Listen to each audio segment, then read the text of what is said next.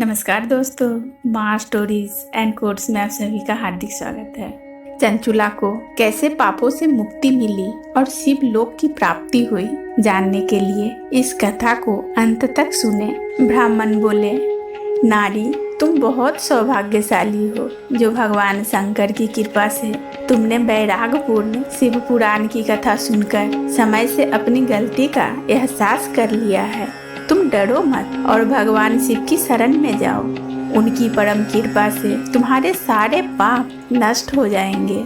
मैं तुम्हें भगवान शिव की कथा सहित वह मार्ग बताऊंगा जिसके द्वारा तुम्हें सुख देने वाली उत्तम गति प्राप्त होगी। शिव कथा सुनने से तुम्हारी बुद्धि शुद्ध हो गई है और तुम्हें पश्चाताप हुआ है तथा मन में वैराग उत्पन्न हुआ है।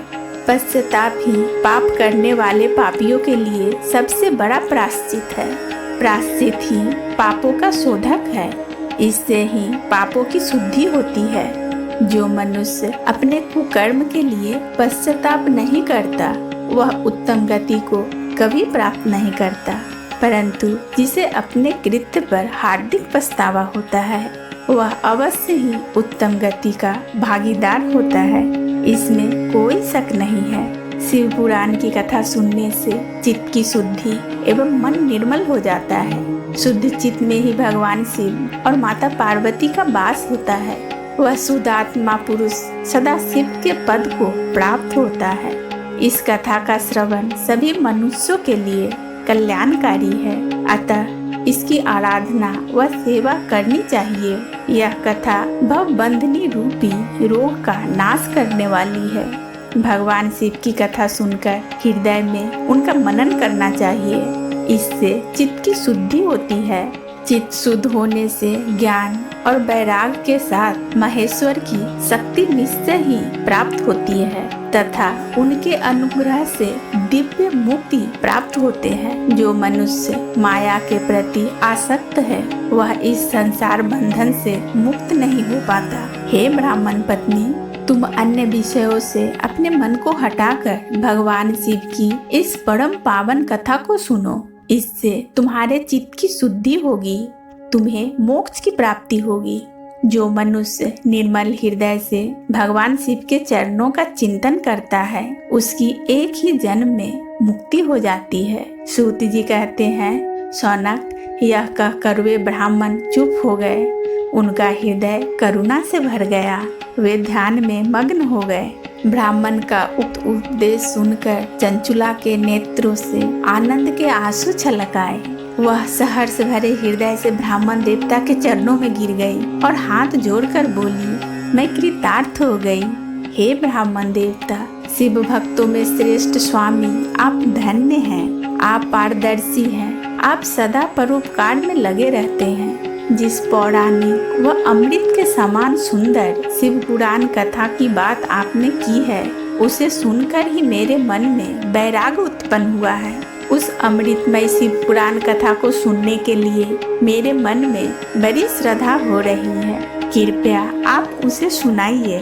सूत जी कहते हैं, शिव पुराण की कथा सुनने की इच्छा मन में लिए चंचुला उस ब्राह्मण देवता की सेवा में वहीं रहने लगी। वह गोकर्ण नामक महाक्षेत्र में उस ब्राह्मण देवता के मुख से चंचुला शिव पुराण की भक्ति, ज्ञान और वैराग बढ़ाने वाली और मुक्ति देने वाली परम उत्तम कथा सुनकर कृतार्थ हुई। उसका चित्त शुद्ध हो गया। वह अपने हृदय में शिव के सगुण रूप का चिंतन करने लगी। वह सदैव शिव के सच्चिदानंद स्वरूप का स्मरण करती थी।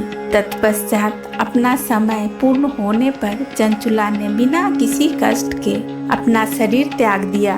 उसे लेने के लिए एक दिव्य विमान वहां पहुंचा। वह विमान शोभा साधनों से सजा था एवं शिव गणों से सुशोभित था। चंचुला विमान से शिवपुरी पहुंची। उसके सारे पाप धुल गए थे। वह दिव्यांगना हो गई थी। वह गौरांगी देवी मस्तक पर अर्धचंद्र का मुकुट व अन्य दिव्य आभूषण पहने शिवपुरी पहुंची। वहां उसने त्रिनेत्रधारी महादेव शिव को देखा। उनके अंग करोड़ों सूर्य के समान प्रकाशित हो रहा था। पंचमुख और हर मुख में 3-3 नेत्र थे। मस्तक पर अर्धचंद्राकार मुकुट शोभमान हो रहा था। कंठ में नील चिन्ह था। उनके साथ माता पार्वती विराजमान थी, जो विद्युत पुंज के समान प्रकाशित हो रही थी। महादेव जी की कांति कपूर के समान गौर थी। उनके शरीर पर श्वेत वस्त्र तथा शरीर श्वेत भस्म से युक्त था। इस प्रकार भगवान शिव के परम उज्जवल रूप के दर्शन कर चंचुला बहुत प्रसन्न हुई। उसने भगवान शिव को बारंबार प्रणाम किया और हाथ जोड़कर प्रेम, आनंद और संतोष से युक्त होकर विनीत भाव से खड़ी हो गई। उसके नेत्र से आनंद के आंसू बह रहे थे। भगवान शंकर और माता पार्वती ने करुणा के साथ सौम्य दृष्टि से देखकर चंचुला को अपने पास बुलाया। माता पार्वती ने उसे प्रेम पूर्वक अपना सखी बना लिया। चंचुला सुख पूर्वक भगवान शिव के धाम में माता पार्वती की सखी के रूप में निवास करने लगी। इस तरह से चंचुला को शिव लोक की प्राप्ति हुई। कहानी अच्छी लगी हो तो कमेंट्स बॉक्स में कमेंट करके जरूर बताइएगा। वीडियो को लाइक कर दीजिएगा और इसी तरह की कथा सुनने के लिए दोस्तों मेरे चैनल को सब्सक्राइब कर लीजिएगा और इसे ज़्यादा से ज़्यादा लोगों में शेयर कर दीजिएगा। दोस्तों बहुत बहुत धन्यवाद।